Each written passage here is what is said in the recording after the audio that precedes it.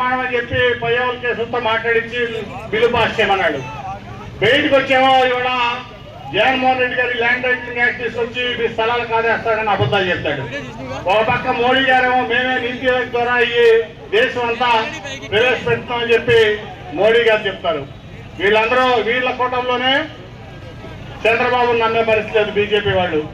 అట్లాగే మొన్న ఏదైతే మేనిఫెస్టో ఇచ్చాడో చంద్రబాబు నాయుడు ఈ చేయటం మా వల్ల కాదు అని చెప్పి బీజేపీ ఆ మేనిఫెస్టో రిలీజ్ రోజున పక్క తప్పుకుంది. అంటే చంద్రబాబు నాయుడు ఇచ్చినటువంటి హామీలు ఏది కూడా అమలు చేయడం అబద్ధాలు చెప్తున్నాడని బీజేపీ వాళ్ళు కూడా చెప్తున్నారు, మనం కాదు, ప్రజలు కాదు. అట్లాగే మనం ఎప్పటి నుంచో చెప్తున్నాం అమరావతి అనే రాజధాని చంద్రబాబు నాయుడు కళ, అది అవుదని చెప్పి నేను ఎప్పటి నుంచో చెప్తున్నా. నిన్న టీడీపీ ఎంపీ విశాఖపట్నం ఎంపీ అభ్యర్థి స్వయానా బాలకృష్ణ గారి అల్లుడు ఆయన చెప్తున్నాడు విశాఖపట్నం రాజధాని అయితే బ్రహ్మాండంగా ఉంది, అమరావతి ఇంక 20 ఏళ్ళకు కూడా అవుదని చెప్పి వాళ్ళే చెప్తున్నారు. జగన్మోహన్ రెడ్డి గారు నిన్న చెప్పిందని ఖండిస్తారు. ఇవాళేమో జగన్మోహన్ రెడ్డి గారు ఏం చెప్తే అదే కరెక్ట్ అని చెప్తా ఉన్నారు.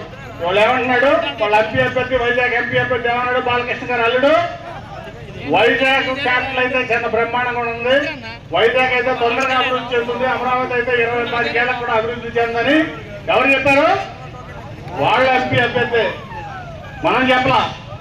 సో ఏదైనా సరే అన్ని పచ్చి అబద్ధాలు చంద్రబాబు నాయుడు గారు చెప్పేది, తెలుగుదేశం పార్టీ చెప్పేది. ఇవాళ ఓట్ల కోసం వస్తారు పనికిమాలిన కొడుకు, ఆయన పనికిమాలిన కొడుకు లోకేష్ మోహన్ తీసుకొస్తాడు, అన్ని పచ్చి మోసాలు. ఇవాళ ఇక్కడ మన అభ్యర్థి ఉన్నాడు స్వామిదాస్ గారు. స్వామిదాస్ గారు ఈ 30 ఏళ్లలో మీ అందరికీ సేవ చేస్తున్నారు, అవునా లేదా?